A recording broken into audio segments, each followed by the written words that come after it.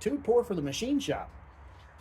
This crank out of my small block 302, I tore the engine apart, and unfortunately this crank journal, I don't know if it'll show up on camera, looks like it, but that right there, yep, my fingernail catches on it. So we're polishing the crank. But you take the sandpaper, wrap it around the journal, and then you just back and forth.